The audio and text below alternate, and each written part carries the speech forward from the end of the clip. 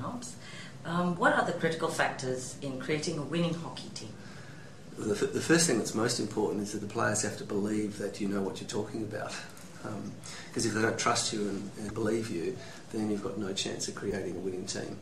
Then there's many other factors from that point onwards. Once they believe you know what you're talking about and you're winning a few games, they'll then start to trust you. And when they start to trust you and you give them latitude then to do what they are good at, and you keep developing what they're good at, then generally you'll start creating a winning culture. And a winning culture is really important because good teams fall over the line. Even when they're playing badly, they still win. And to get that culture is a very difficult thing. So the players not only have to believe in you, but you have to believe in them. And everything you do is towards that end. How important is it to have a specialist drag flicker? At this stage, it's critical. I mean, penalty corners win games and lose games. The rest of the play is sometimes almost inconsequential. There is too much emphasis placed on penalty corners. If you score 2 or 3 goals in a game, penalty corners, then you'll generally win most of your games. But likewise, if you let them in, the opposition, you'll lose. They're really important. And they will win. How do you select one player over another? That's an interesting and a difficult question. It's not just a question of he's a nice guy. I mean, being a coach, unfortunately, you've got to be fairly ruthless that the players have to perform well. They have to stand out on the field. They have to demonstrate that they're a leader on the field. And that's an interesting question because sometimes you can become old. And how do you choose between an older player and a younger player? And that's a difficult thing as well. Unfortunately, older players become predictable and they become slow over a period. Set in their ways. And set in their ways. And the more predictable a player becomes, the easier it is for an opposition to plan their tactics. Now, young players are highly unpredictable, but then they don't often play that well as well. They don't follow the rules that much. They don't follow the patterns that you're trying to set. And that makes it difficult for opposition teams because not only do we not know what they're doing, but they don't know what they're doing either. So you have to have a blend of experience and a blend of youth as well. So when you're picking players, it's not always an easy task to determine which player will you pick. Because you have to have this blend. Too old a team and you'll lose, too young a team and you'll always lose as well. So you have to have a blend of youth and experience, and that then makes the choice of trying to pick players also difficult as well. Yeah, but how does the older teams take to the new players that come? They're usually they're very, very helpful. Unbeknownst to them, they're helping seal their own fate at some point in time.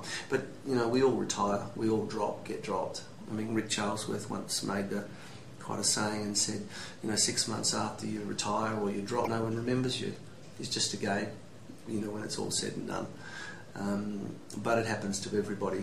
So, and there's another saying too, when you're young and you have a bad game, you're just out of form. But when you're old and you have a bad game, you're too old. So that's true. How do you motivate your players individually? Every player has an ego, and every player wants to perform well. By bashing a player and telling them they're no good and all the rest of it serves no purpose. The old footy type coaching that we have in our country, where you berate the players, it just doesn't work.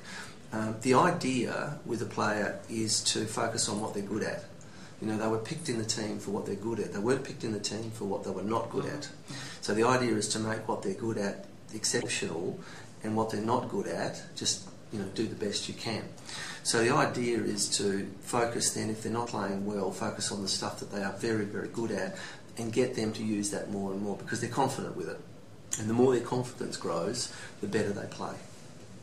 You seem like a very calm man. So, is that your sort of approach? Usually I still get cranky when they make mistakes more than 3 or 4 times after they've been told not to. I get cranky then because that's either a problem that I haven't taught them well enough or they're just dumb. Stubborn, whatever. But it's important to be calm. I mean, because there's no point in the heat of battle losing your control of what you're trying to do or what the players are trying to do. Because as soon as emotion gets, you get too carried away with emotion, then a lot of problems can occur on the field. You can get sent off, or you can become over exuberant and do some stupid tackles and stuff. So it's important to keep a calm, controlled response to the game, as well as putting everything you can into the game. Did you have to do psychology to become a coach? No, I've got 2 daughters. Okay. Love them dearly, but sometimes they're hormonal monsters. Aren't all women? Correct. How do you criticise a player? Criticism is... I think you covered that in the... Yeah, well, criticism is an interesting thing because there's no such thing as constructive criticism. It's all destructive. The idea is to help them improve in those areas where they need improving. It's no point in berating them and saying you're hopeless at this and all the rest of it, because what does that do? The idea is to really focus on just, you need to do this, try this, this, and that encompasses the skills that they're good at. So that's why they were picked in the team. All you want to try and do to get them better is to make sure they do those skills on the field when you need them to do. How do you develop an all-round player, not just an attacker or a defender? It's, you've either got it or you haven't. You bring to the team, as I said, once you pick a certain set of skills. Those skills might be an all-round player. You might be one of those utility players who can play in all different positions. But then you're also looking for a player in a specific role. I mean, in the Indian team they're not hitting goals at the moment, but I've got specific strikers who have hit many goals over many years, and they're very, very good at it. I mean, I was a halfback and I couldn't hit a goal to bless myself. So you pick players for certain attributes that they've got. So the development of those is to make them better at that skill. If they haven't got it, there's no point in trying to develop it. It will never occur. But do you have many all-rounders in your team? We have players that play multiple positions, and we're picking players generally for multiple positions, except for our probably drag flickers, and we've got one halfback who's a specialist right half. The rest of them are fairly utility type players. They're forwards, they play as forwards, they don't generally play as halfbacks, but we've got utility players in different lines. That's good. Do you review your defending shot corner during the game, like you do when the attacking shot corner? Generally not so much, unless I can clearly see they're going to do something different. You get a sense over a period of time that they might have had 5 or 3 direct flicks all in a row, and you can just see that they're going to do a variation. So you just yell it out, it's going to be a variation in Hindi, so the other team doesn't know what you're talking about. Do you speak? Only very little. But most of the players don't want to speak Hindi anyway. They want to practice English. So that made it a lot easier for me. Do you have any rules about taking on the defence and when a player should lay the ball off? It's the old question. If you continue passing all the time, it's a very difficult game to play. At some point, sometime, somewhere in a game, some player has to take somebody on. So as soon as you eliminate a player, there will be space in the defence. And there, if you utilise that correctly, then you generally have a shot at goal. So my players in forwards have a latitude to go out and take players on.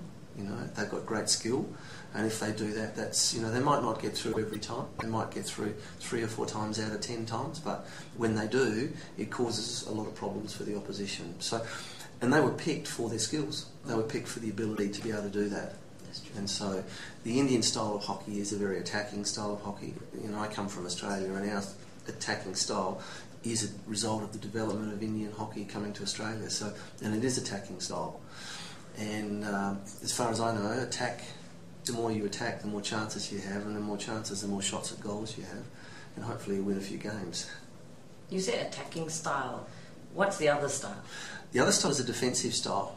The Europeans play a defensive style of hockey, but it's interesting to see in the last Champions Trophy that a few of the coaches were interviewed saying that they're changing their style from the defensive to more an attacking style of hockey. We have kind of a saying that we'd like to hit 4 goals a game. 1 goal, the opposition will hit a really good goal. Secondly, we'll hit a really good goal. And thirdly, the umpire will give them a goal.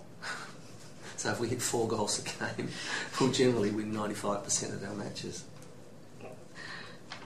If you could change one rule, what would it be and why? The two rules I'd actually, well, not so much two rules. The first rule is I'd get rid of penalty corners.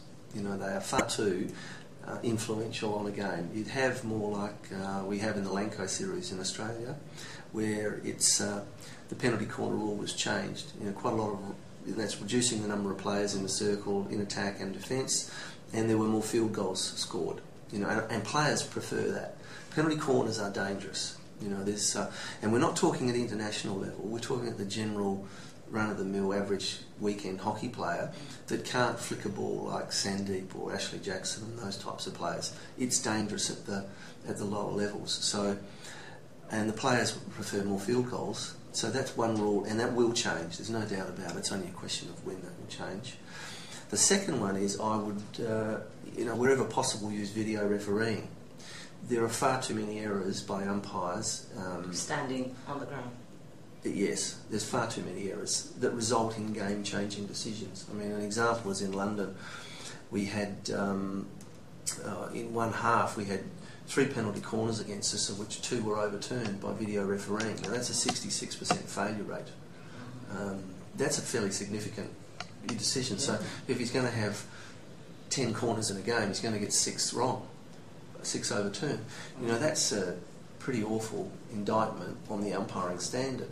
But that's what happens. You know, there's many decisions on penalty corners that are overturned, and because penalty corners have such a direct result on the game, the final, you know, it clearly shows that umpiring something needs to be done. So the video refereeing, I think, is one thing that I think is really imperative at Do they? I mean, I'm sure they're in discussions too. Well, I'm surprised they're not using it here. The umpires here are not Olympic standard by any stretch of the imagination, and it would clearly help the umpiring here as well. And I think umpires would prefer to have a correct decision. You know, we all make mistakes, and we're not going to, you know, crucify them for making mistakes. So, you know, anything that can do to help, you know, an umpire on the field would be beneficial to them as well. That's interesting. Thank you very much. That's okay.